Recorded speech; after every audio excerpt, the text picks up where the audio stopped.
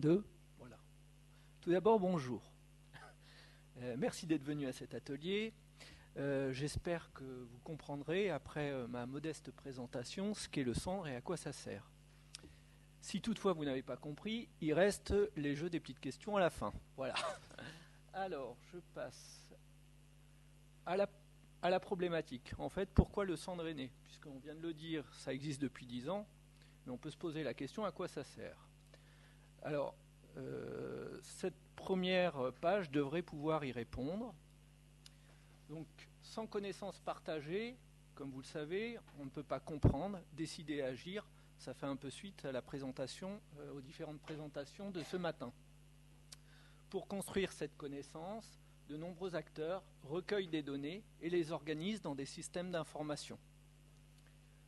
Donc, un ensemble d'échanges de données se font entre différents acteurs qui ne sont pas tous cités ici, comme vous le savez, et chaque échange pose un certain nombre de problèmes. J'imagine que ces problèmes-là, vous les connaissez déjà. Je ne peux pas lire le format de fichier qu'il m'a été envoyé. Par exemple, on vous envoie un fichier Excel et vous n'avez pas de tableur Excel, vous n'avez pas la même version. Deuxième type d'échange, je ne comprends pas la donnée que tu m'envoies. La police de caractère, ou un code que vous ne connaissez pas, ou des paramètres mal formulés. C'est sûr que rien que le mot plomb peut s'écrire de différentes manières, comme vous le savez. Il a utilisé des mots que je ne comprends pas. Je dois développer une interface d'export par partenaire. Dans la mesure où vous avez des difficultés à transmettre des données, qu'il s'agisse de données brutes comme de données élaborées, vous faites des présentations, donc vous développez tout un tas de, qu'on appelle vulgairement des moulinettes, pour traduire finalement votre fichier en un format compréhensible par votre destinataire. Un ensemble d'échanges de données se font à l'échelle planétaire avec tout un tas de difficultés de compréhension et d'interprétation. Et puis aussi, comme vous le savez, l'échange avec les autres pays et donc l'Europe pour le rapportage notamment. Donc comment faire pour que cette information soit accessible et compréhensible par tous de la même manière? Donc c'est l'objectif du cendre, principalement. C'est aussi simple que ça.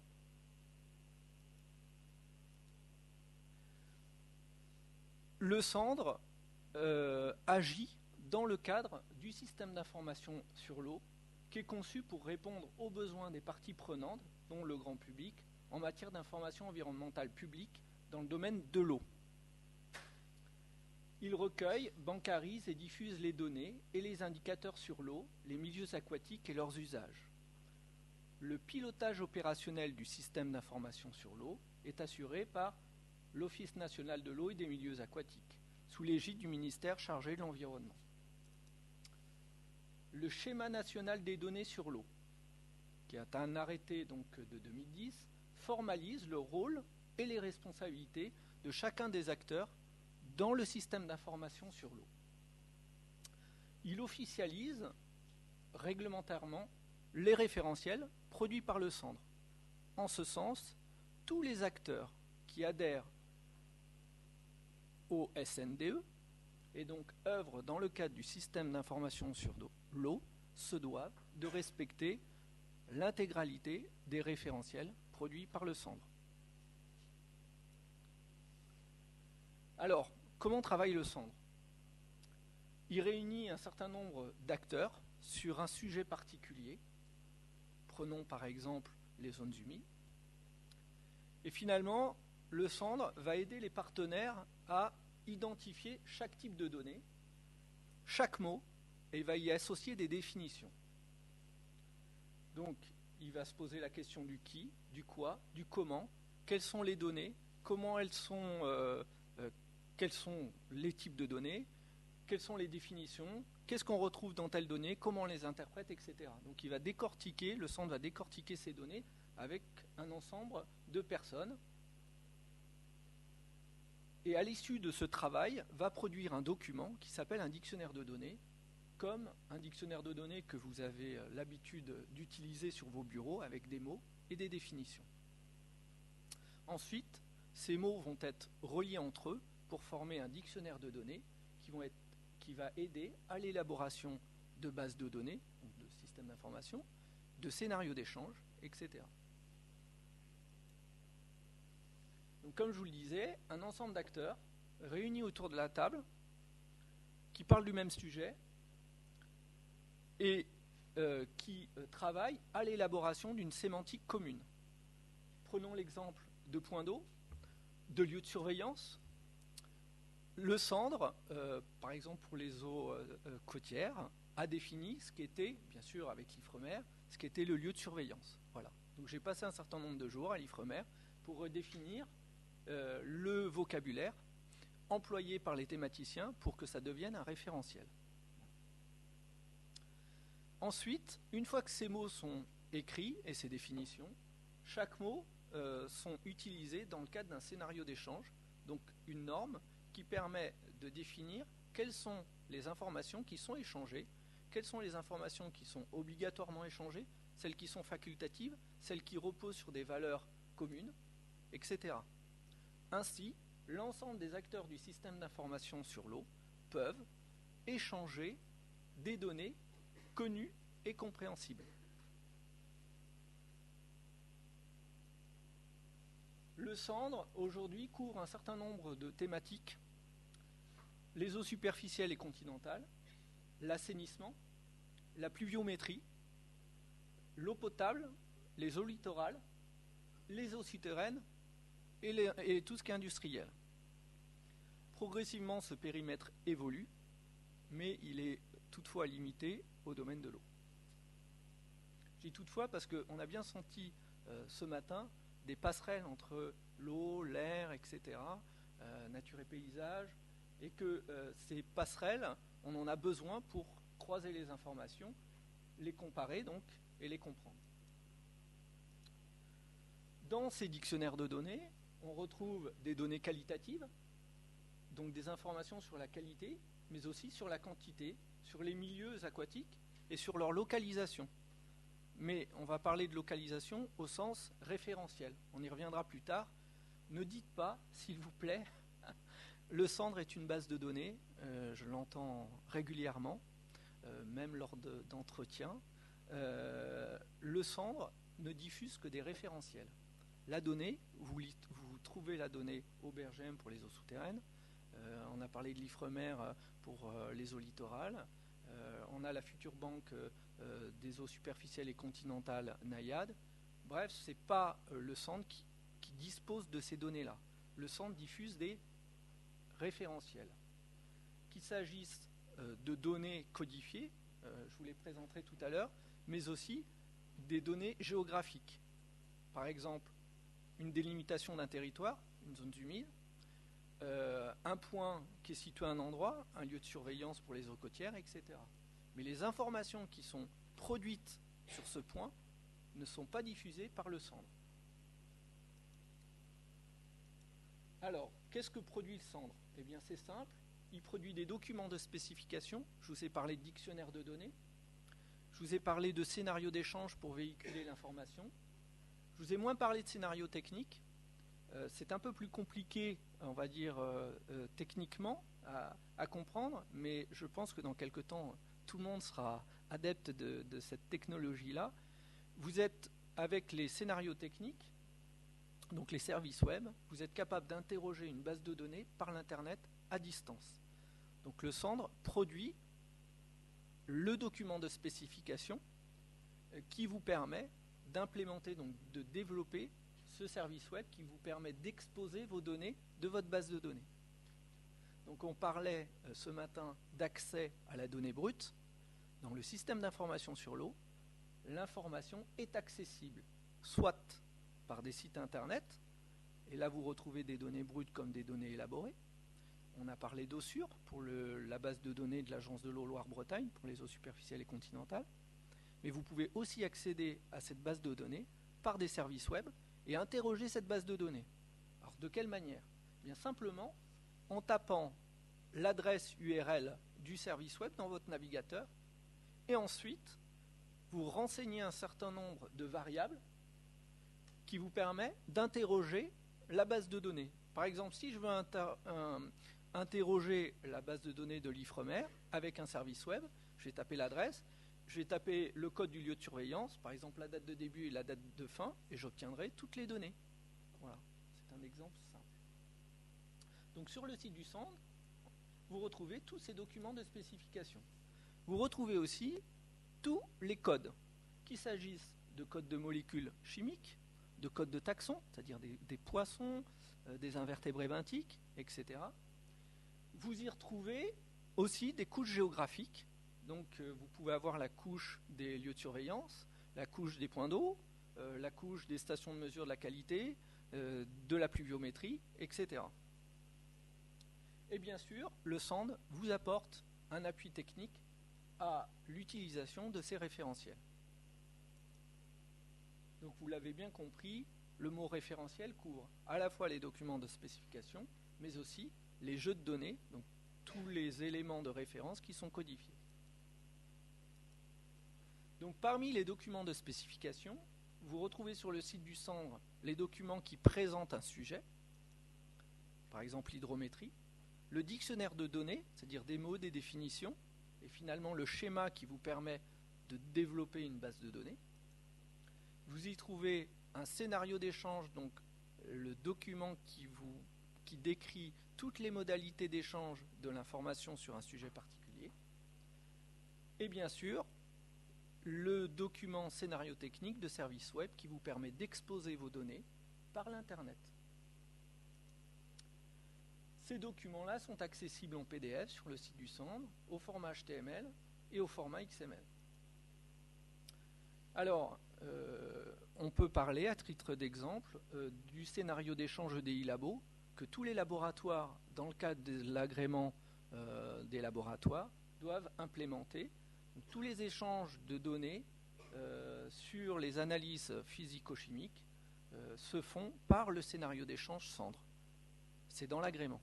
Voilà. Donc si un jour vous entendez parler de DI Labo, vous savez que c'est sur le site du Cendre et vous savez que les laboratoires, dans le cadre de l'agrément, sont obligés de l'implémenter. Voilà. Implémenter, ça sous-entend le développer, donc dans un logiciel ou dans une feuille Excel par exemple. Donc vous avez compris que sur le site du Cendre, vous ne retrouvez ni d'outils, ni de données d'observation ou d'évaluation, que des données dites de référence, donc des référentiels. Alors, parmi les jeux de données de référence, je parlais tout à l'heure des substances chimiques. Donc, c'est le référentiel paramétrique. Donc, comme vous le savez, le mot nitrate peut s'écrire de manière différente. Donc, on lui attribue un code. Donc, notre travail, c'est finalement de codifier. Vous allez dire, finalement, à chaque fois qu'il y a un nouveau paramètre, ils attribuent un nouveau code. Mais ce n'est pas si simple, en réalité. Parce qu'il faut éviter qu'il y ait des doublons. Certaines molécules sont divisées en deux. Donc, la gestion des référentiels est compliquée dans le temps. Les lieux de surveillance, par exemple, on pourrait dire, mais c'est aussi compliqué. Voilà. Vous avez les unités, les méthodes, les supports, les fractions analysées, les nomenclatures. Donc ça, ce sont des référentiels actuellement gérés par le Cendre, au sens secrétariat du Cendre. Et quand vous faites une demande de codification d'une nouvelle molécule chimique, ça arrive donc sur le site du Cendre et on codifie. Mais il y a aussi des référentiels qui sont administrés par d'autres que le site du Cendre diffuse, comme les lieux de surveillance pour l'Ifremer, comme les points d'eau pour le BRGM. Donc sur le site du Cendre, vous retrouvez des données vraiment produites par le Cendre, mais aussi produites par d'autres. Voilà. Pourquoi ? Parce que dans le système d'information sur l'eau, on veut un point d'entrée sur les référentiels. Alors là, je ne sais pas si on voit très très bien, j'ai le sentiment que si vous voyez, pas très très bien, hein. Donc désolé. Donc sur le site du Cendre, il y a un moteur de recherche qui vous permet en fait d'accéder à tous ces codes. Donc on retrouve, par exemple là, je cherche la truite, sauf erreur, et donc je retrouve bien sûr le code de la truite. Donc s'il m'arrive de dénombrer des truites dans un cours d'eau, je vais utiliser ce code plutôt que taper le nom latin de la truite ou le mot truite écrit de différentes manières. Voilà. Et on retrouve bien sûr la place de la truite dans la systématique. Voilà. Donc là on retrouve en fait l'arbre taxonomique du Cendre où figure la truite. Voilà. Ce fichier-là est accessible au format donc internet HTML et au format XML. Sur le site du centre, comme je le disais tout à l'heure, vous retrouvez aussi l'intégralité des référentiels du SIE géographique que vous pouvez télécharger pour les lire sur votre outil cartographique. Voilà. Donc vous pouvez dès lors, avec un outil cartographique, placer une couche cartographique, par exemple les zones humides, et la croiser avec les stations de mesure de la qualité des eaux superficielles. Alors, il faut savoir que la gestion des référentiels est compliquée. D'abord parce que pour les documents de spécification, parce que ça évolue dans le temps, hein, un sujet évolue, comme vous le savez, donc il faut rafraîchir un certain nombre de documents. Et puis pour les jeux de données, c'est aussi très compliqué parce que ça évolue dans le temps. C'est-à-dire que qu'est-ce qu'on appelle aujourd'hui un référentiel? Alors, quand on parle des lieux de surveillance, on pourrait très bien s'arrêter au code et au nom. Mais ça ne suffit pas pour comparer un lieu de surveillance par rapport à un autre. Donc, déjà, il y a une première question, c'est le périmètre du référentiel. Et ensuite, sa gestion au cours du temps. Parce que vous avez vu, ce matin, finalement, on fait des analyses sur des référentiels. On affiche une couche cartographique, et puis on place des données d'observation. Mais on s'intéresse très peu à l'évolution de ce référentiel-là. C'est-à-dire que finalement, quelque chose qui est comparable aujourd'hui ne le sera peut-être plus demain, si effectivement votre polygone change. Par exemple, la zone humide, si elle fait, je ne sais pas, 2 villes, et puis l'année d'après, elle fait une ville de plus, votre interprétation va changer. Ne serait-ce parce qu'il y aura plus de personnes, la population sera donc plus dense, etc. Donc les paramètres évoluent. Donc la gestion des référentiels est complexe et n'est pas à sous-estimer dans l'interprétation des résultats. C'est pourquoi le Sandre s'est lancé dans une démarche qualité, donc qui est aujourd'hui certifié ISO 9001 à la fois sur les jeux de données et à la fois sur les documents de spécification. C'est aujourd'hui plus de 50 documents qualité qui, assurent une qualité, une certaine qualité à la fois des documents et des jeux de données.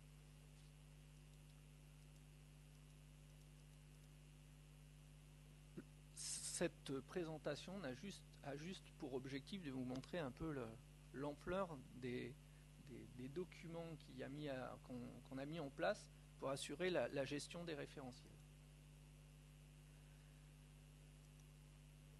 Donc sur le site du Sandre, vous retrouvez le référentiel des paramètres avec et les taxons, etc. Et derrière, il y a tout le mécanisme du système de qualité qui assure en fait le fonctionnement des référentiels. Voilà.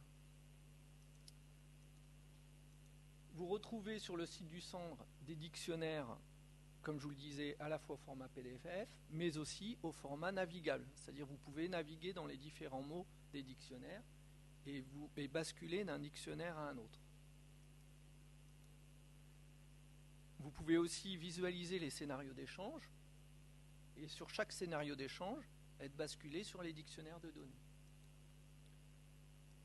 Vous pouvez aussi faire des demandes d'évolution. Si vous trouvez une coquille dans un dictionnaire, par exemple, vous faites une demande sur le site du Sandre et vous avez une réponse.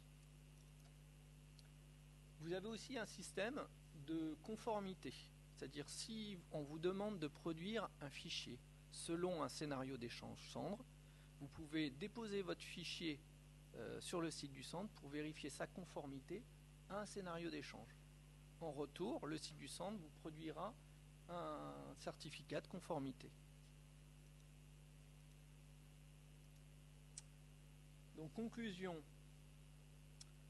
le Sandre s'occupe principalement de la sémantique commune autour du domaine de l'eau, produit des documents de spécification qui sont disponibles librement sur le site du Sandre, produit des jeux de données aussi libres d'utilisation, et parmi ces documents de spécification, on y retrouve des scénarios d'échange. Voilà. Depuis 10 ans, le Sandre a bien évolué puisque il est progressivement, son périmètre d'action a grandi. Mais la difficulté aujourd'hui, c'est l'implémentation. Comme toute norme, ça met toujours du temps à être implémenté, à être développé, à être accepté. Et ce temps-là est nécessaire, mais est un peu frustrant parce qu'on aimerait finalement, quand on accède à une base de données, disposer rapidement des données sans se préoccuper en fait de tous ces normes, protocoles, etc. Je dis normes, je devrais dire plutôt spécifications. Donc c'est un peu pour le moment les limites de l'exercice, c'est-à-dire qu'il faut toujours un peu de temps pour avoir quelque chose d'opérationnel. Mais en fin d'année, l'IFREMER, le site, la base de données de l'IFREMER sur Quadrige diffusera ces données selon le scénario d'échange Cendre. Le BRGM le fait déjà pour les eaux souterraines. L'assainissement, ça fonctionne déjà depuis un petit bout de temps. Donc progressivement, on a un système qui tourne. Voilà. Mais c'est vrai que ça met un certain temps. Il faut savoir que le Cendre met aujourd'hui 1 an pour produire, en moyenne, 1 an pour produire un document de spécification. Et il faut 1 an aux partenaires pour l'implémenter, grosso modo. Voilà. Bon, j'élargis, les chiffres sont gros, mais c'est un peu l'ordre d'idée, parce que bien sûr, il y a des documents qui mettent moins de temps à être produits, moins de temps à être implémentés, etc. Mais globalement, c'est cette échelle de travail. Mais cet effort est essentiel, parce que sinon, on rencontre les problèmes dont on a parlé ce matin. Je récupère la donnée, je ne sais pas de quoi il s'agit.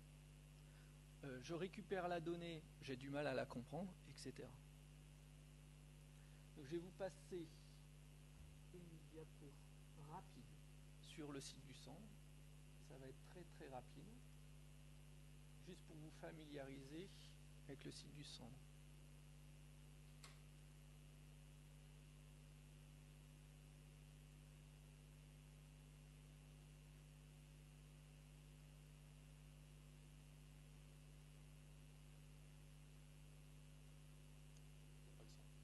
Il n'y a pas de son. Donc là, vous retrouvez plus de 3000 pages de spécifications, 30 000 éléments, et on les a dépassés, codifiés, bien sûr certifiés ISO. Le certificat de conformité dont je vous ai parlé, ça vous permet de vérifier si votre fichier est conforme. Donc actuellement, il y a plus de 10 000 certificats de produits. Et bien sûr, l'accès aux couches cartographiques. Actuellement, il y a plus de 100 fonds cartographiques. Et ça, grâce à qui? Grâce à un ensemble de partenaires qui œuvrent pour le Cendre dans le cadre du SNDE. Voilà.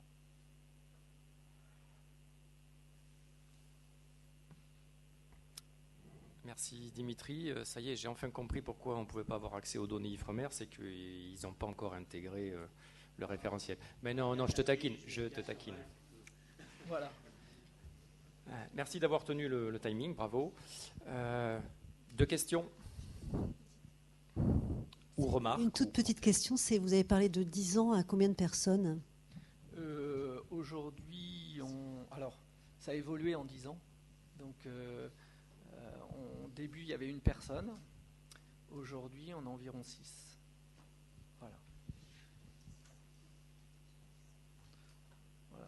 Bon, il faut savoir que ces 6, on produit beaucoup. Hein. Voilà. Enfin, il y a beaucoup de choses à faire. Voilà, on est bien occupé.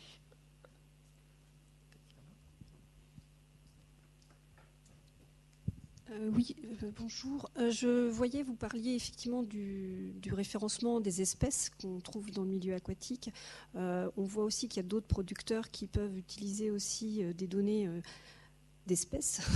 Est-ce que du coup le Cendre, par rapport à d'autres dispositifs, il y avait quelqu'un tout à l'heure du SINP MER, est-ce qu'on est sur les mêmes codifications ou est-ce qu'il y a un process qui permet facilement après à des gens qui veulent récupérer ces données-là de pouvoir les récupérer?